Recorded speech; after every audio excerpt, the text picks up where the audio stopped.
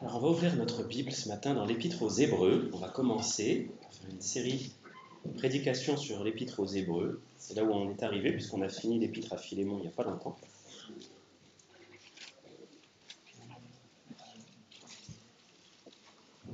Notre texte ce matin ira du premier verset du chapitre 1 jusqu'au verset 4 du chapitre 2. Hébreux 1, 1 à 2, 4. Et avant, on va prier le Seigneur de nous éclairer et de m'aider aussi. Seigneur, on vient devant toi encore te demander grâce, te louer aussi parce que tu nous donnes accès à ta parole dans notre propre langue, avec la liberté de l'ouvrir et de la partager. Merci pour cette liberté, donne-nous d'en profiter d'une manière digne de toi, de ne pas le négliger. On te prie d'ouvrir nos cœurs, les rendre réceptifs à ta parole et de bénir aussi nos enfants qui reçoivent aussi ce matin. Bénis leurs enseignants, dirige-moi aussi. Que tout soit fait pour ta gloire, au nom de Jésus. Amen. Amen. Je commence par vous poser une question. Qu'est-ce que vous feriez si vous aviez face à vous une église persécutée et complètement découragée? Qu'est-ce que vous diriez si vous aviez en face de vous des chrétiens qui sont prêts à retourner à leur vie d'avant parce qu'ils sont lassés à cause de la difficulté de la vie chrétienne? Qu'est-ce que vous feriez? Qu'est-ce que vous diriez? C'est ce qui était en train d'arriver à cette assemblée à laquelle cette lettre a été écrite. C'était des chrétiens d'origine juive, des juifs qui avaient entendu l'évangile et qui s'étaient donnés au Seigneur Jésus-Christ. Ils étaient devenus des disciples de Jésus.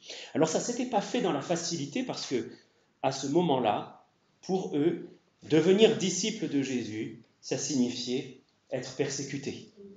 Donc ils ont vécu de nombreuses persécutions, ils ont été pour certains privés de leurs biens, certains ont été maltraités physiquement. Donc le moins qu'on puisse dire, c'est que leur conversion à Jésus ne s'est pas faite dans la douceur et dans la facilité. Mais malgré cela, au début en tout cas de leur marche chrétienne, ils étaient pleins de ferveur, bouillonnants d'ardeur et de zèle pour Jésus, et ils ont vécu ce qu'avaient vécu les apôtres au tout début de l'ère de l'Église, qui s'étaient retirés, joyeux d'avoir été jugés dignes de subir des outrages pour Christ, et de recevoir 39 coups de fouet, et ils sont retirés joyeux. Pourquoi? Parce que dans Matthieu 5, si vous regardez avec moi, dans Matthieu 5, il y a écrit au verset 10 et 11, « Heureux ceux qui sont persécutés pour la justice, car le royaume des cieux est à eux. » Et le Seigneur ajoute, « Heureux serez-vous lorsqu'on vous outragera, qu'on vous persécutera, et qu'on dira faussement de vous toutes sortes de mal à cause de moi. Réjouissez-vous et soyez dans l'allégresse, parce que votre récompense sera grande dans les cieux. Car c'est ainsi qu'on a persécuté les prophètes qui ont été avant vous. » Alors ces chrétiens, ils étaient joyeux. Et on est digne d'avoir subi des outrages pour le nom de Christ. On est heureux, parce que la parole de Dieu nous le dit. Sauf qu'avec le temps qui passe et la persécution qui ne cesse pas, les privations de biens qui ne cessent pas non plus, la maltraitance qui ne disparaît pas, eh bien qu'est-ce qui s'est passé? Le découragement a commencé à s'installer, la lassitude. Et puis il faut dire que parmi eux, il y en a quelques-uns qui ont fait défection, il y en a qui ont abandonné la foi. Il y en a qui se sont laissés aussi gagner par l'amertume. Alors, petit à petit, on a commencé à se réunir un petit peu moins fréquemment, à abandonner l'habitude de se réunir en église. Et puis, on a commencé à être un petit peu moins généreux dans les offrandes. Il y avait moins de ferveur, il y avait moins d'amour pour le Seigneur. Et en plus de tout cela, il commençait à y avoir cette envie pressante de retrouver une vie paisible, calme, sans persécution, sans maltraitance. Et tout cela, ça a amené ces chrétiens, ces disciples du Seigneur, à être tentés de retourner à leur vie d'avant. Et pour eux, retourner à la vie d'avant, ça voulait dire retourner au culte de l'ancienne alliance, retourner au sacrifice d'animaux, se retrouver au temple, à la synagogue, pour ne plus, pour ne plus être persécutés. Et on peut imaginer pourquoi ? Parce que c'est lassant, à force de vivre sans arrêt dans l'adversité. Vous pouvez se dire, mais après tout, est-ce qu'on ferait un grand mal en retournant au temple comme ça et retournant à la synagogue ? On adore toujours le même Dieu. On veut toujours le glorifier, on veut toujours le louer. C'est pas comme si on abandonnait tout. Il faudrait juste ne plus être persécuté. Voilà le contexte dans lequel un homme, on ne sait pas qui, décide d'écrire à cette église composée de juifs convertis au Seigneur Jésus. Il décide de leur écrire parce qu'ils sont découragés et ils voient bien le risque que courent ces chrétiens. Et cet homme, alors nous on ne sait pas qui c'est, mais eux savaient bien de qui il s'agissait. C'était quelqu'un qu'ils connaissaient, mais quelqu'un qui n'a pas pris la peine de se présenter dans sa lettre.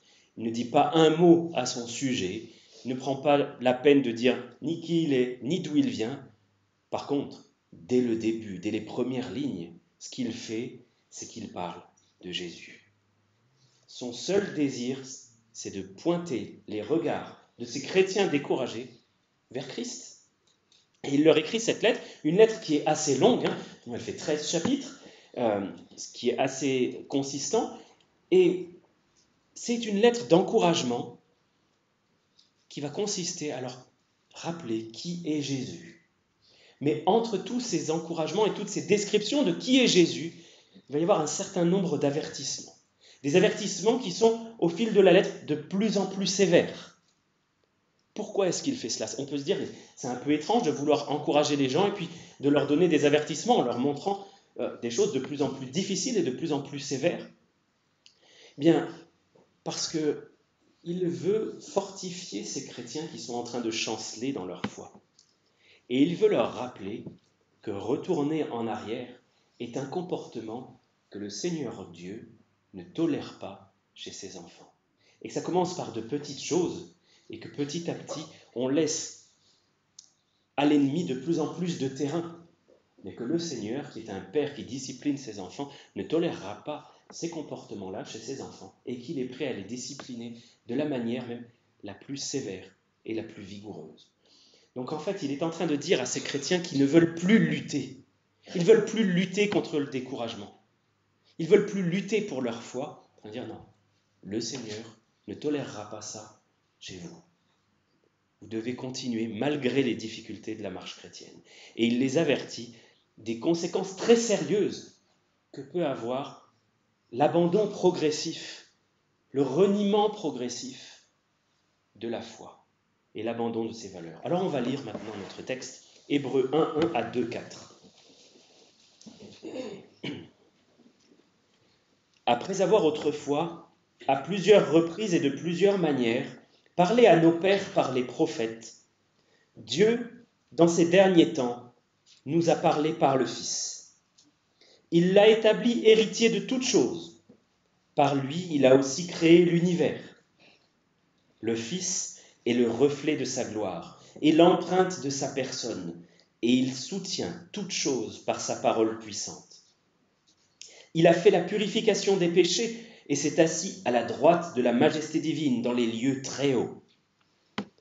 Il est devenu d'autant supérieur aux anges qu'il a hérité d'un nom plus excellent que le leur. Car auquel des anges Dieu a-t-il jamais dit « Tu es mon fils, je t'ai engendré aujourd'hui » Et encore, je serai pour lui un père et il sera pour moi un fils.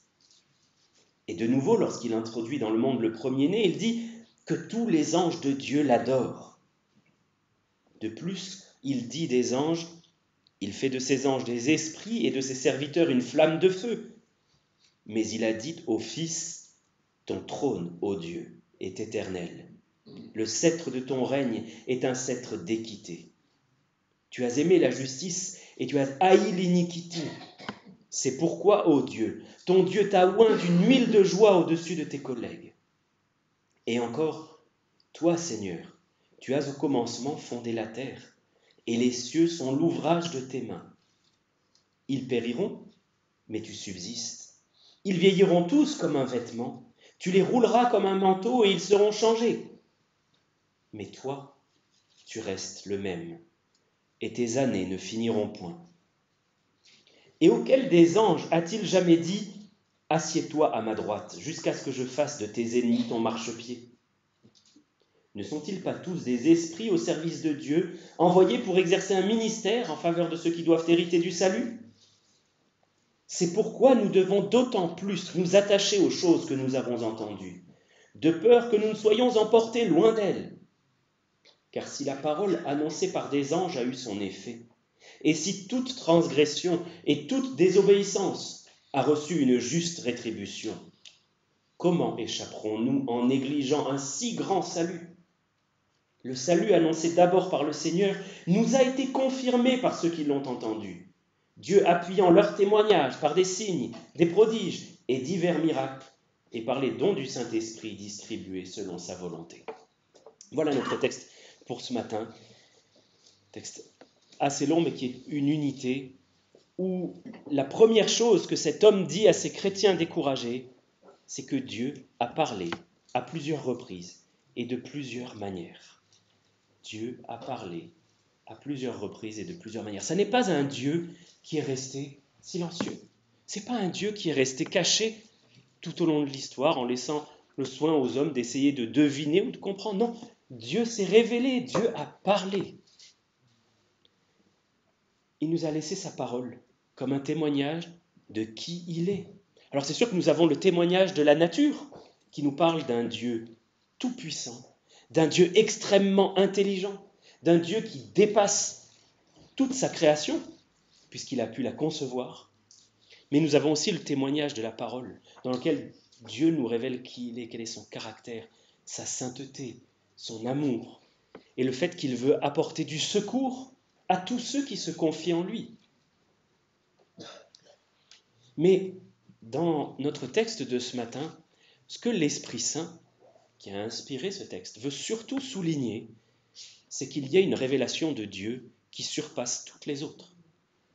Dieu a parlé à plusieurs reprises et de plusieurs manières par les prophètes, mais dans les derniers temps, Dieu a parlé, alors dans ma version il est écrit par le Fils, littéralement on pourrait traduire par Dieu a parlé en Fils ou Dieu a parlé dans le Fils.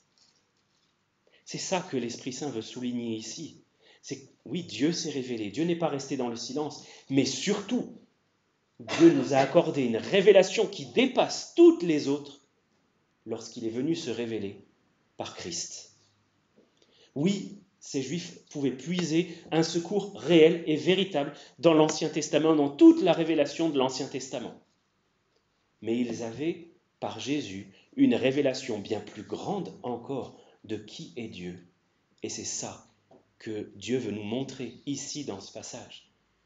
Par Christ, la révélation qui nous est accordée surpasse tout le reste. Le dernier messager de Dieu n'est pas n'importe qui.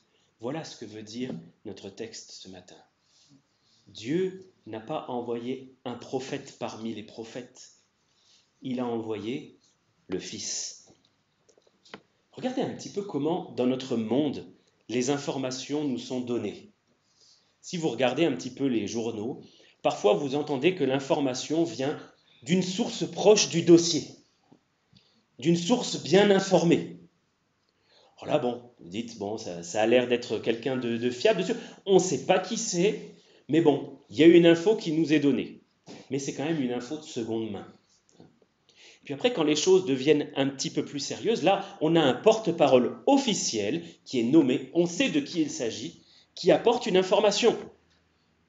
Et quand c'est un petit peu plus important, là, c'est plus seulement un porte-parole, c'est un ministre qui prend la parole.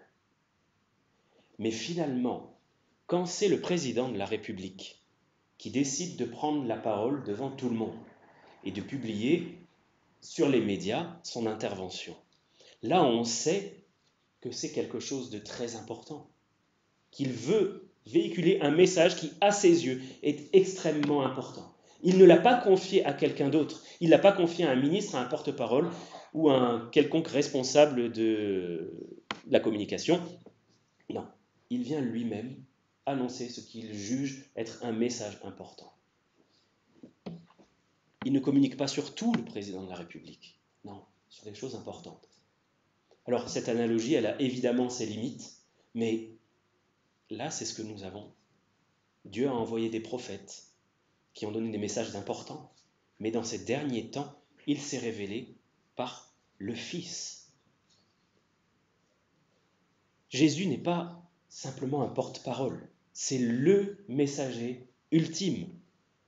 Et si l'homme qui a écrit cette lettre commence à leur rappeler que Dieu a parlé par le Fils, c'est pour qu'ils saisissent bien une chose, c'est que la dernière révélation de Dieu surpasse en importance toutes les autres, et qu'elle donne aussi à celui qui entend cette révélation une responsabilité plus grande. Il n'a pas envoyé n'importe qui pour nous transmettre ça, il a envoyé son Fils. Regardez avec moi dans Luc, chapitre 10 et verset 16. Luc, chapitre 10, verset 16.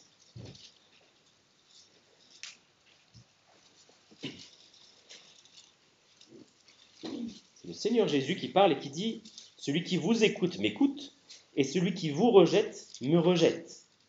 Et celui qui me rejette, rejette celui qui m'a envoyé. » Pour ces Juifs convertis à Christ, retourner en arrière, retourner à l'ancienne alliance, ça équivalait à rejeter le dernier messager. Et finalement, on peut retourner à l'ancienne alliance, ce qu'il nous a apporté, ce n'est pas si important que ça, on peut retourner à l'ancienne alliance. Mais Jésus dit que celui qui me rejette, rejette aussi celui qui m'a envoyé. Ça équivalait pour eux à rejeter Dieu, à abandonner la foi. Et dans les premiers versets que nous avons lus du texte d'Hébreux, la description qui est faite du Fils, elle met l'accent sur quoi ? Sur sa divinité. C'est clairement l'accent sur la divinité du Fils qui est mis ici. Plein de détails qui nous montrent qu'il est Dieu. C'est Dieu qui est venu se révéler. Notamment une chose qui m'a marqué, c'est qu'il est l'héritier. C'est la première des choses qui nous est dite au verset 2. Il l'a établi héritier de toutes choses. C'est la même chose que l'on voit au verset 6, lorsqu'il est question du premier-né. Alors de manière surprenante, quand il est question du premier-né ici, ça ne fait pas référence tellement à l'humanité de Jésus, mais plutôt à sa divinité. Il n'est pas question d'être le premier-né dans la chair, parce que le premier-né dans la chair, ça n'est évidemment pas Jésus. Mais le premier-né, c'est celui qui va hériter de toutes choses. C'est l'aîné.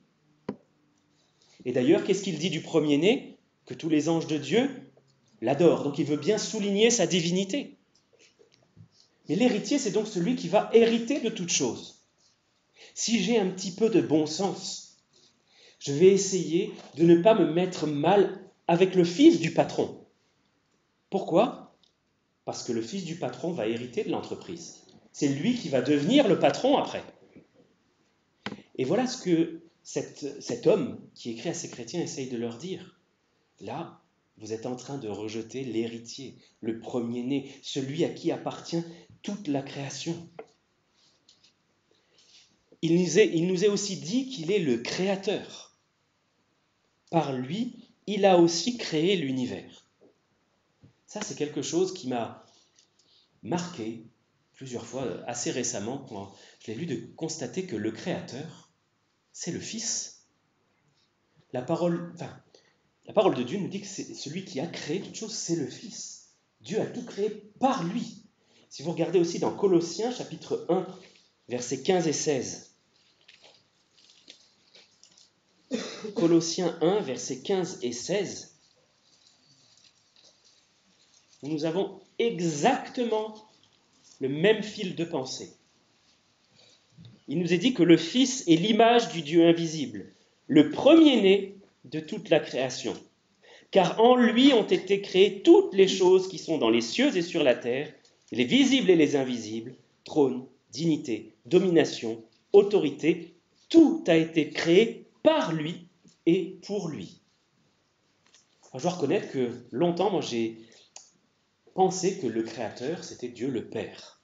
La parole de Dieu nous dit que celui par qui Dieu a créé toutes choses, c'est le Fils. Il faut se rendre compte qu'en rejetant le Fils, on rejette aussi le Créateur.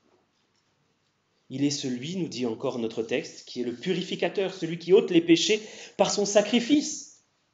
Et ces pauvres chrétiens découragés qui voulaient retourner sacrifier des veaux, des boucs, des agneaux, qui ne faisaient que préfigurer le grand sacrifice qui est Jésus. Mais en retournant à ces sacrifices d'animaux, ils rejetaient le sacrifice du Fils. Ils le tenaient pour profane, ce sang de l'alliance par lequel ils avaient été sanctifiés, nous dit plus tard l'Épître aux Hébreux.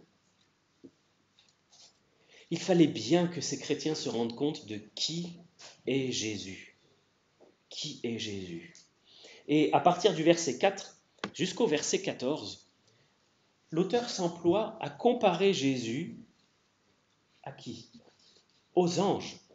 À le comparer, à montrer finalement qu'il n'y a pas de comparaison possible. Parce que Jésus n'est pas un ange.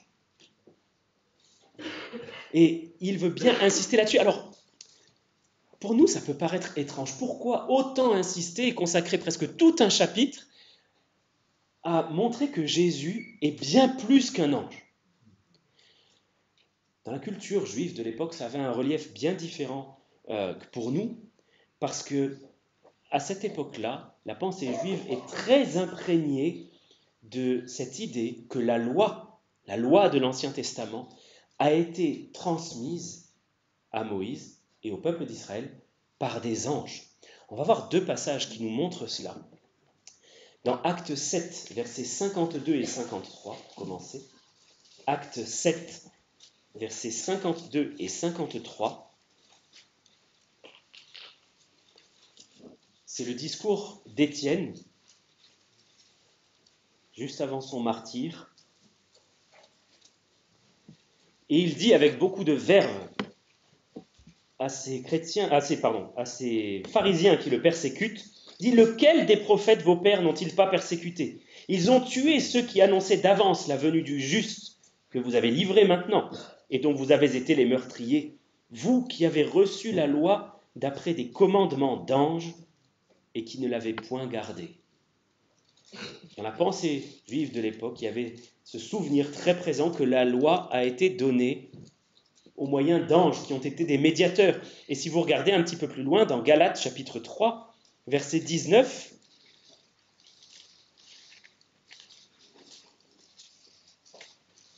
Galates 3, verset 19, il dit: pourquoi donc la loi?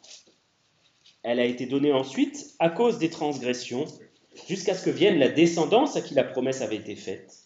Elle a été promulguée par des anges au moyen d'un médiateur.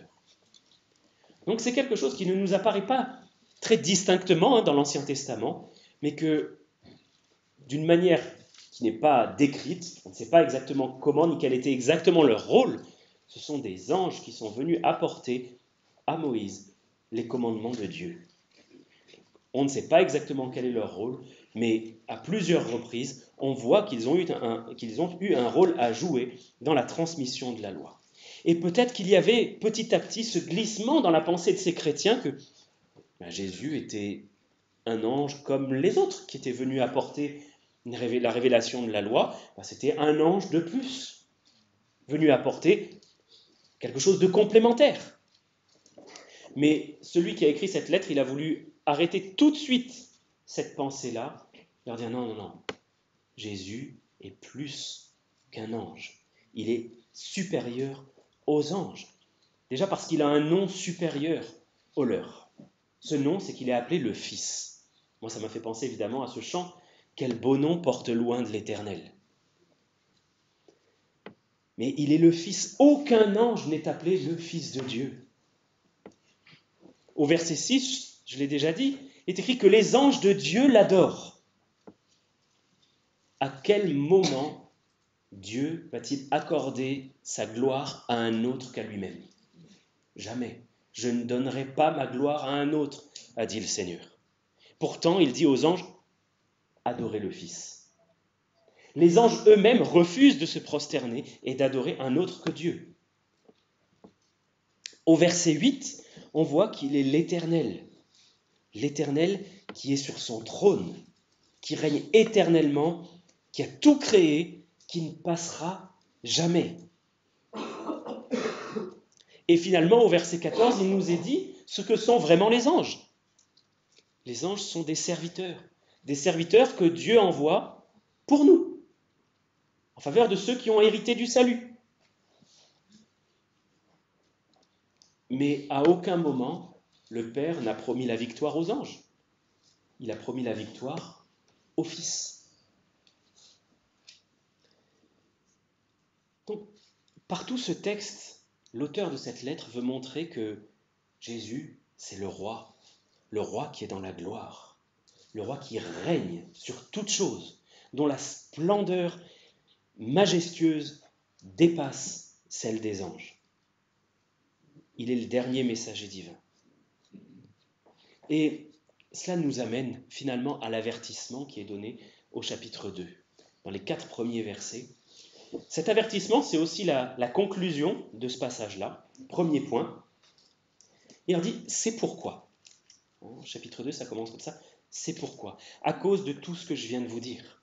Parce que Dieu a parlé dans ces derniers temps par le Fils. Parce que cette révélation, c'est l'ultime révélation de Dieu. Et parce que le Fils est incomparablement supérieur aux anges, c'est pourquoi nous devons nous attacher à ce que nous avons entendu.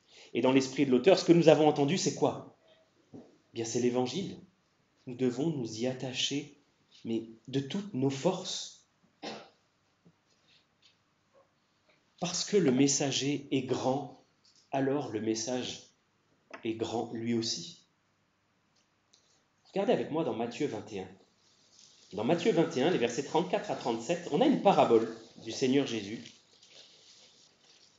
Il parle d'un vigneron qui a planté une vigne, qui a construit une tour et puis qui a confié sa vigne à d'autres vignerons.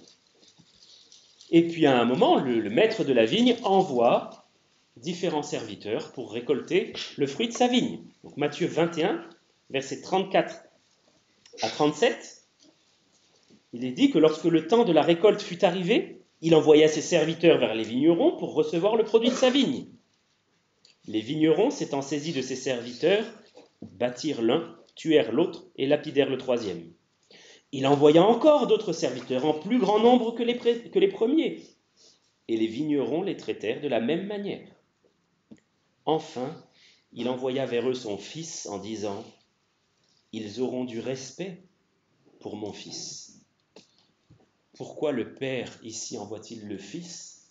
Pour susciter le respect. Et il y a dans l'Évangile quelque chose de radicalement différent par rapport aux autres religions du monde, mais aussi radicalement différent de l'ancienne alliance. C'est une révélation incomparablement supérieure à celle de l'ancienne alliance.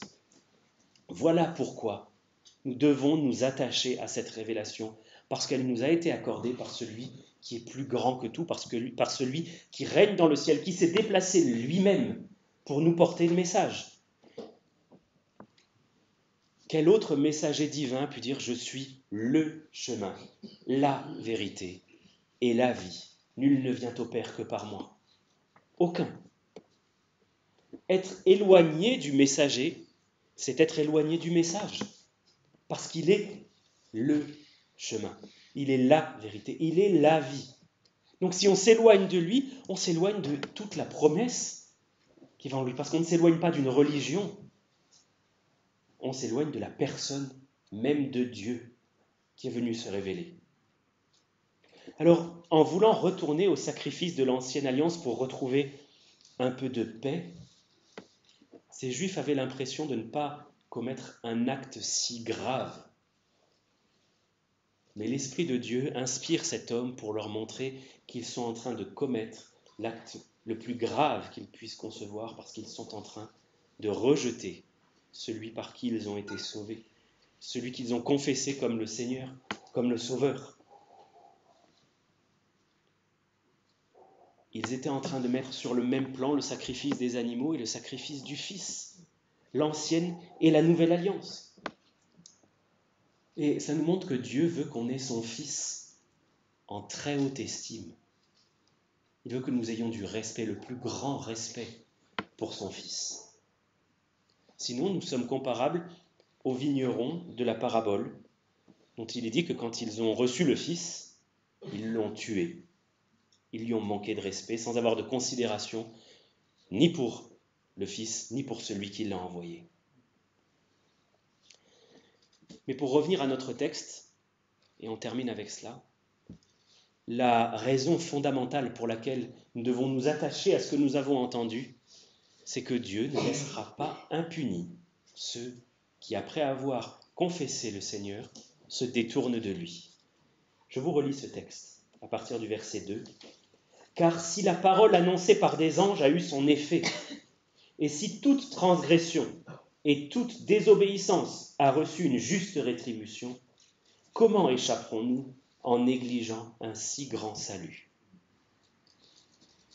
Ce que veut dire l'auteur là, c'est que Dieu a châtié sévèrement ceux qui ont reçu la loi de l'Ancien Testament par des anges et qui pourtant désobéissaient à cette loi. On voit l'Ancien Testament jalonné de nombreux châtiments divins.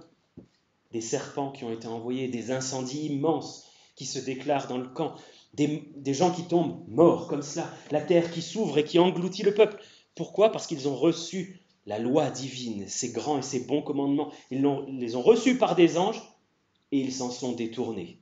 Dieu les a châtiés. À plus forte raison, Dieu va-t-il châtier ceux qui se détournent du Fils, de la plus grande révélation que Dieu ait consentie. Dieu n'en donnera pas de plus grande que celle-là. Il n'en donnera tout simplement pas d'autre, parce que la révélation est close. Il dit, voilà mon grand, ultime, dernier message. Recevez-le et agissez en conséquence. Avec une grande révélation vient aussi une grande responsabilité.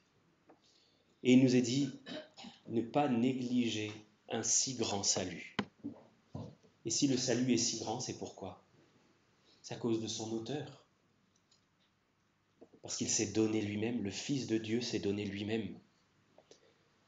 Si nous replaçons les choses dans leur contexte, cela veut dire pour nous, lorsque nous sommes face à la difficulté, de ne pas lâcher, sous aucun prétexte, sous aucune raison, de combattre de toutes nos forces le découragement, individuellement et ensemble, ne pas hésiter à aller chercher de l'aide auprès des frères et sœurs, lorsqu'on sent le découragement qui nous envahit, l'envie d'abandonner, de nous détourner du Seigneur, parce que nous ne devons pas nous détourner de celui qui parle du haut des cieux, nous dit cet épître, parce que sinon nous encourons le jugement divin.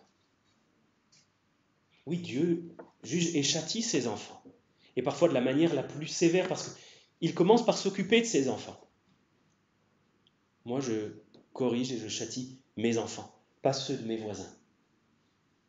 Et Dieu fait exactement la même chose avec son Église. Donc même quand ça devient difficile, la parole de Dieu nous dit de ne pas nous laisser emporter loin des choses que nous avons entendues et de ne pas négliger le si grand salut qui nous a été accordé. Ça veut dire qu'il nous faut le méditer, qu'il nous faut considérer qui est le messager. Et toute cette lettre a pour seul but de rappeler qui est le messager. Dans ce premier point, aujourd'hui, on a vu qu'il est incomparablement supérieur aux anges. Et par la suite, on verra qu'il est aussi incomparablement supérieur à l'ancienne alliance, au grand sacrificateur, au temple, etc., etc. Il nous est dit de ne pas être paresseux spirituellement, parce que la négligence, finalement, elle vient avec une forme de paresse. On se laisse gagner par le découragement. Et la parole de Dieu nous place face à notre responsabilité de ne pas laisser le découragement nous envahir sous aucune sorte. Parce que finalement, ça va nous amener où tout ça ? Refuser d'avancer. Je ne veux plus avancer. Non. Quoi qu'il arrive maintenant, c'est fini. C'est trop dur. J'abandonne. Ça, c'est négliger le si grand salut qui nous a été accordé de la part du Seigneur. Je termine en nous lisant un passage dans 1 Corinthiens 15, le verset 58. 1 Corinthiens 15, 58, notre tout dernier verset pour aujourd'hui.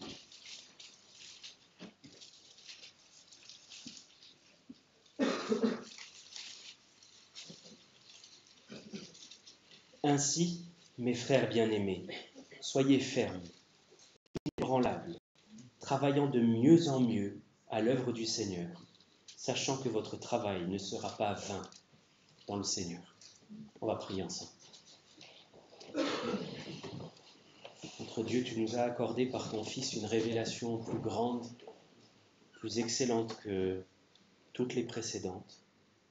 Et nous voulons te louer, déjà parce que tu t'es révélé, que tu ne nous as pas laissé deviner, ni chercher, sans révélation. Merci encore parce que nous avons ta parole dans notre langue. Et Seigneur, tu vois, nous pouvons être comme ces personnes guettées par toutes sortes de découragements, par l'envie parfois de retourner en arrière, de reprendre notre ancienne vie, qui peut parfois nous sembler plus facile et plus heureuse. Mais Seigneur, garde-nous de croire à ce mensonge. Donne-nous de te servir d'un cœur renouvelé, plein de zèle, entier pour toi. Pardonne nos négligences, Seigneur. Pardonne nos offenses, nos retours en arrière. Et donne-nous de te servir d'un cœur plein, entier, droit. Seigneur, nous voulons te glorifier. Nous te prions que tu nous vivifies profondément par Jésus-Christ. Amen.